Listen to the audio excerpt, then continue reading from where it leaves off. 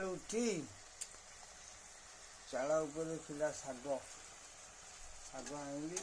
ଆଳୁ ପିଆଜ ଶାଗ ଏକାଠି ଭଜା ହବ। ଦେଖ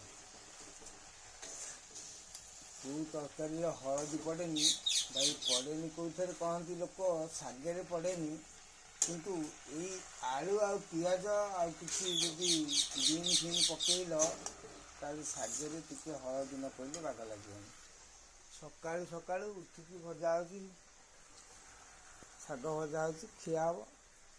ପଖାଳ ଭାତ ସାଙ୍ଗରେ ଦାନ୍ତ ଘଷା ହେଇନି କି ଗାଧୁଆ ହେଇନି, 2-4 ଖଣ୍ଡ ପାନ ଖାଇସାରିଲିଣି, ତାପରେ ଦେଖିବା ଆଉ। ଶାଗ ଭଜା ସରୁ। ଦେଖିବେ ଶାଗ ଭାଜିଲା ବେଳେ ଗୋଟାଟା ଥରେ ଅଧିକା ସିଝିଯାଏ, ତେଣୁ ସିଝିବନି କେମିତି ଶାଗଟା ଠିକ୍ ମାତ୍ରାରେ ସିଝିବ, ସେଥିପାଇଁ ତା ଡାଙ୍ଗ ସହକାରେ ରଖିବ, କାଟିବନି, ଶାଗଟା ଟେଷ୍ଟ ଲାଗିବ। ସେହିପରି ହେଉଛି